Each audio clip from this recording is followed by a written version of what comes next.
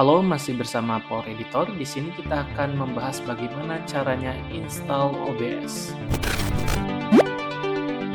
Oke, kita installnya di laptop ya, ataupun di PC boleh. Kemudian kita buka Google, kemudian kita ketikkan OBS. Nanti kalau sudah muncul akan seperti ini. Kita pilih yang paling atas ya. Kemudian download OBS Studio. Sebelum itu, mungkin ada yang bertanya ya, OBS itu apa sih?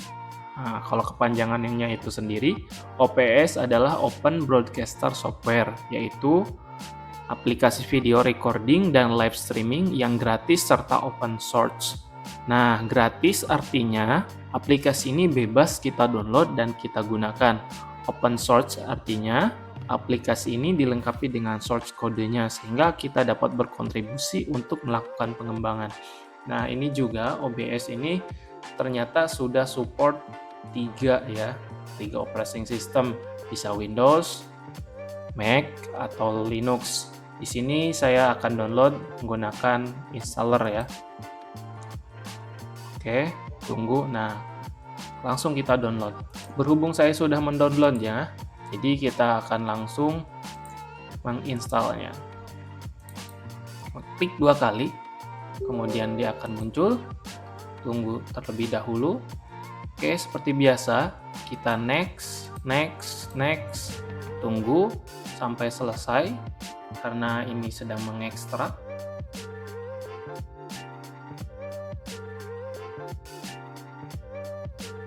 Oke, sudah selesai dan kita langsung saja launch.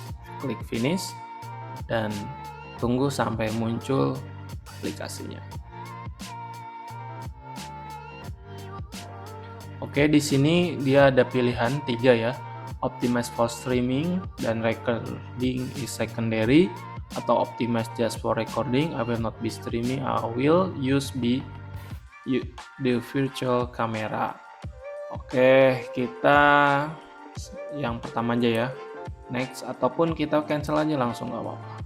Nah, ini pertama kali interface-nya seperti ini, kita perbesar dulu. Nah, untuk seperti ini mungkin kalian agak bingung atau seperti apa, bisa kita studio mode ya. Ini per view scene-nya, ini per view finalnya. Oke. Sampai di sini saja biar videonya tidak terlalu panjang. Untuk pembahasan selanjutnya, tonton terus di Power Editor, share, like, and comment jika itu bermanfaat, dan jangan lupa subscribe, and see you.